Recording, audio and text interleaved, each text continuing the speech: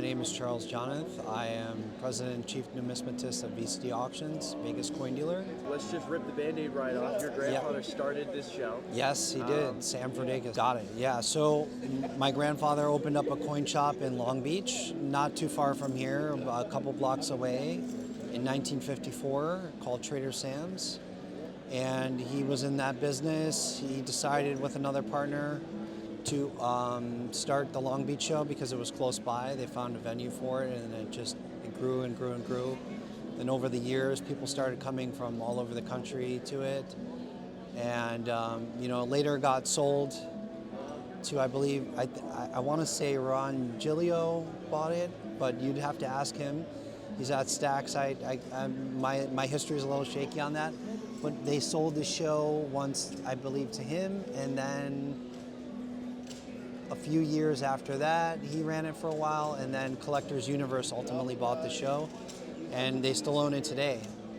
And it's sad that this could be the last Long Beach show because it's been going on over 60 years. It's a great show for us because we've always, obviously we've always done this show. My whole life I've been coming here. I mean, I literally have pictures of me as a kid from the late 1980s coming to this show, so it's sad for me to see it go. And it is a good show for us because we have long-standing customers that come to the show, that for which only come to the show. So it's going to be sad for us, but it is what it is. I understand that. I think it largely has to do with the venue, and the city of Long Beach is just really not accommodating. It went through multiple issues with dealing with the city, and then hounding everyone, and the expenses. They jack up the prices, especially in the summertime. Yeah. So it's just not a profitable venture for Collectors Universe anymore. So I totally get it. Yeah. Do you know if there's any plans in the works to replace the show? That I'm not aware. I mean, you'd have to ask someone from Collectors about that. I heard rumblings that they're looking at other venues right now. And the difficult thing is that it's called the Long Beach show, so they would have to rebrand, and Sure. that could get costly as well.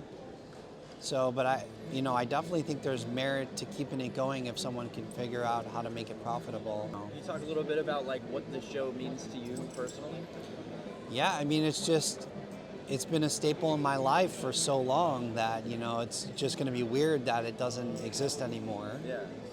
It's going to be like a weekend in February where we don't do anything. Yeah, it's crazy. Yeah, I'm so used to coming to Long Beach 3 times a year, which, if they're going to shorten it to once a year, I'm not mad at that. I think that's totally fine, yeah. Yeah, I think that makes sense. But to keep it going, I think is good, It's a lot of times it takes time for things.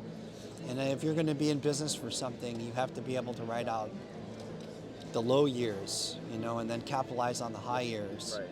But that type of thinking is not the same anymore. Everything is now fast-paced here, especially in the States. Did you dive into a little bit more about what you think the causes are for this being possibly the last year? I think it has largely to do with the city of Long Beach and the venue. And, over the years, the city has thrown a bunch of criteria and regulations on top of the show, and it's been difficult for its exhibitors in complying. And then when COVID hit, that was kind of like the linchpin. Sure. With the multiple testing and everything like that. And just people stopped coming. They had to fill out booths with other exhibitors, and that further causes problems and people not wanting to attend because they believe it's not completely a coin show anymore. Yeah. I mean, these are just some of the things I've heard. But like I said, I haven't had that experience personally. For us, it's always been a good show. During COVID, it wasn't, but that was a brief period of time, and the world was going crazy at that time. Yeah. So to me, it was understandable.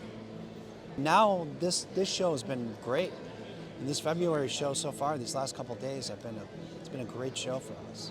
Yeah. Are you selling a lot and buying a lot? Yeah, absolutely. I mean, our cases, we're sold out basically. Yeah. So I mean, I don't know. Sometimes it just takes time for shows to come back. Well, I don't know if you were able to, the first day of the show, and even the second day of the show, if you were able to catch the lines there. I mean, it looked like the lines were around all the way to the entrance to do submissions, and even to get in.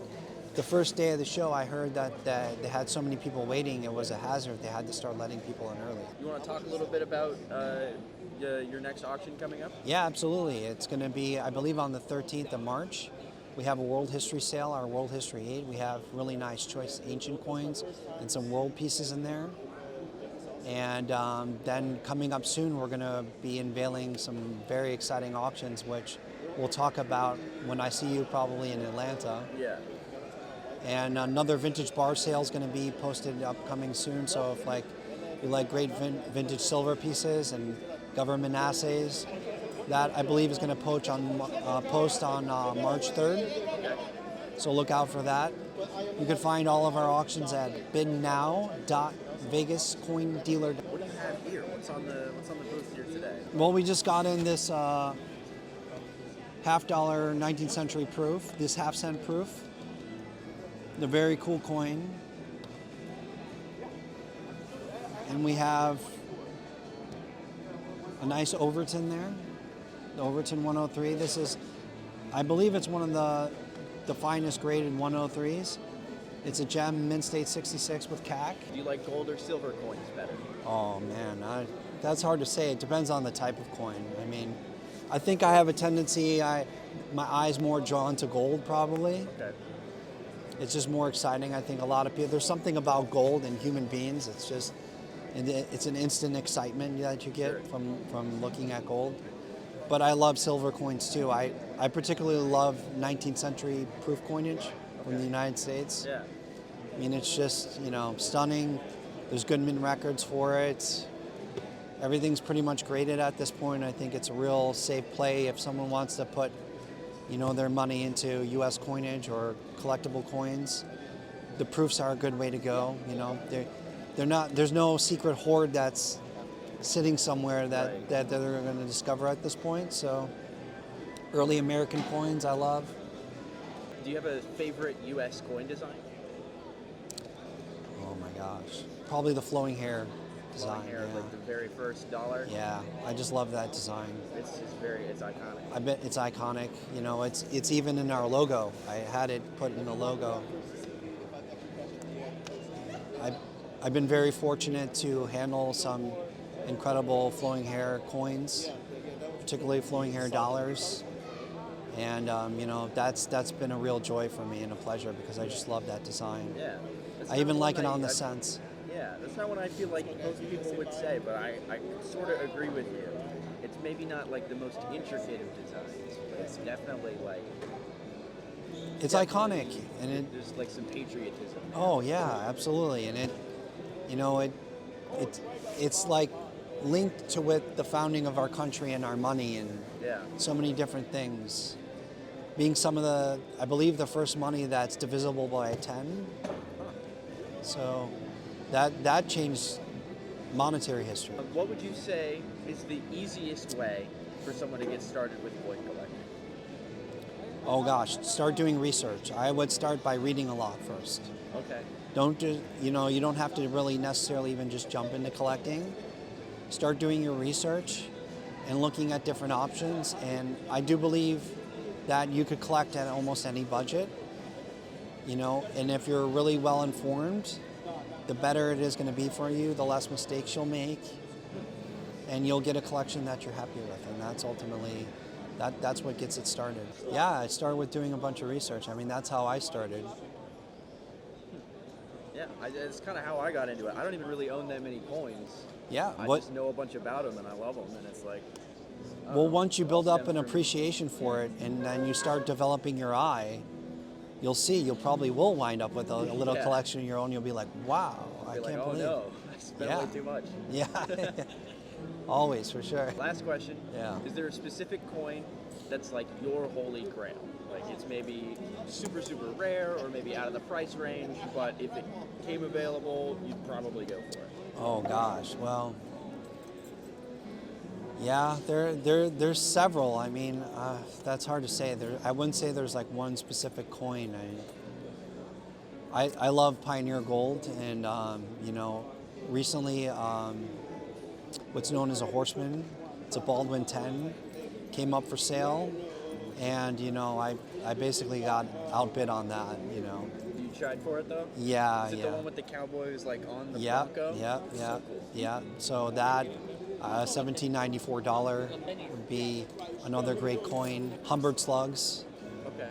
but I broke that barrier. I've happened to own several, and I have a couple sitting right now. Oh, nice. Yeah. That one's done. Yeah, Mark it so off. that one I marked off the list. You could find our auctions online at bidnow.vegascoindealer.com and enjoy collecting.